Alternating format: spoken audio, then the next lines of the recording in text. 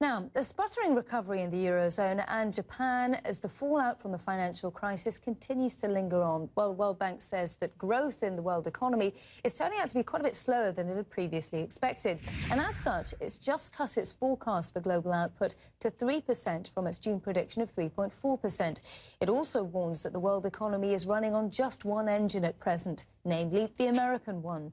But the US alone can't drive a global recovery. It says, plus, Russia's economy is now expected to contract by 2.9% instead of growing 1.5% this time last year. Well, the bank's chief economist summed it up saying this, quote, "It's as challenging a moment as it gets for economic forecasting." Now, let's go to Sheila Patel, CEO of Goldman Sachs Asset Management, who's in our London studio with me now. As challenging as it gets for economic forecasting, that puts you in a difficult position because I'm about to ask you where 2015 is headed. Is the World Bank a little bit a step behind the curve here? Because isn't this just already what we knew? Well, it does feel a bit like what we knew, although obviously for an economist, a cut of that magnitude is a big deal.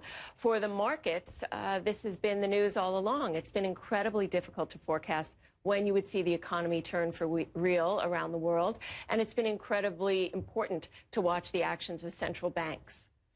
Actions of central banks will be the big thing we're looking forward to as we gear up towards Davos. We've also got a key ECB meeting on January the 22nd, when some people are expecting Mario Draghi to come out with full-on quantitative easing. Do you personally at Goldman Sachs think that he will? Because Deutsche thinks that they'll push it forward to the 5th of March.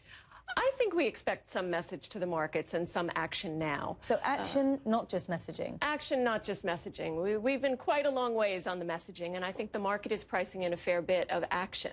By our estimates, anywhere from $500 billion on 500 billion on up. And so if the goal, as he has stated, is for the balance sheet to move, to look at $1 trillion, half of $1 trillion doesn't seem like quite so much after all. I think the market expects action and would be disappointed by less in the coming months. How much does he really need to expand the ECB's balance sheet to deal with the kind of potential deflationary spiral that we're seeing building up in the Eurozone? Because it teetered into deflation just last month.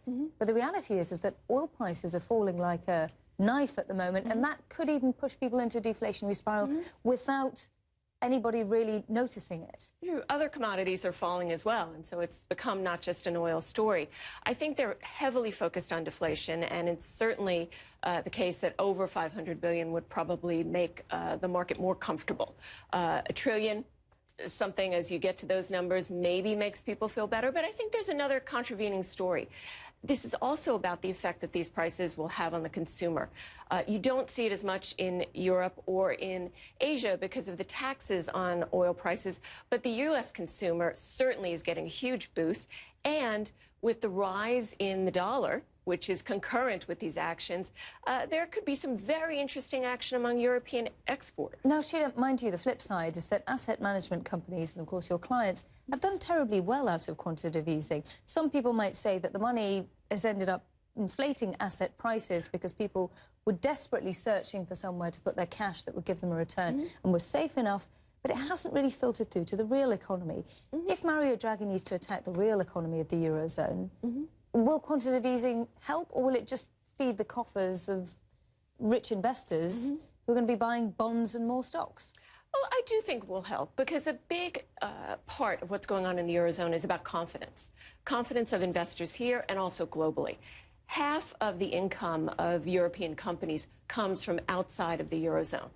By having a strong economy within this region, by the moves that have been happening in the euro, the strength of those exports is increased, and by the actions that are being taken, we expect growth in Europe to actually increase in terms of profit growth among companies. So I think European equities could see a boost. I also think that we've seen already some boost in M&A. That type of activity can be good for jobs, can be good for growth. Right, so boost in European equities. I'll hold you to that. Hopefully you have to come back on the show if and when he's finally announced it, because we've been waiting for some time, and we'll love to have you back on to see how that fares. Sheila Patel, thank you so much for joining us there, the CEO of Goldman Sachs Asset Management.